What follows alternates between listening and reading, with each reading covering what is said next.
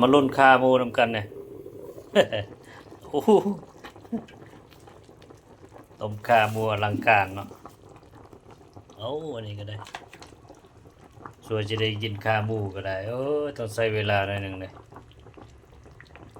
เฮ็ดเนี่ยมันก็ต้องมีการลงทุนเด้อถึงแม้ว่าจะได้มาง่ายๆเนาะบางสิ่งบางอย่างมันก็ได้มาง่ายๆแต่ว่าต้องรักษามันไว้นั่นแหละบางสิ่งบางอย่างนะมันได้มายากๆแต่ว่ามันอยู่นำเฮาดนนะความหมายแต่ว่าบางสิ่งบางอย่างมันก็ได้มาง่ายๆแต่ว่ามันอยู่นำเฮาตลอดไปก็เป็นไปได้หรือว่ามาง่ายไปง่ายก็มีหรือว่ามายากไปยากมายากไปง่ายมาง่ายไปยากมันก็เป็นเรื่องกฎเกณฑ์ของธรรมชาติเนาะ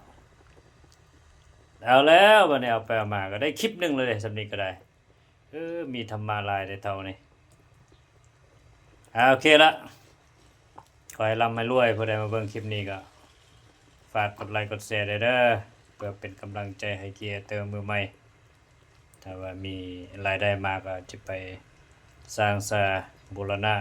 วัดวาอารามตามกำลังเงินนั่นแหละทุกท่านร่วมบุญนำกันโอเคละเหลือเฟือละสำนี้ก็ได้มีหยังมันหัววะนี่เพราะว่าโอเคละขอให้โชคดี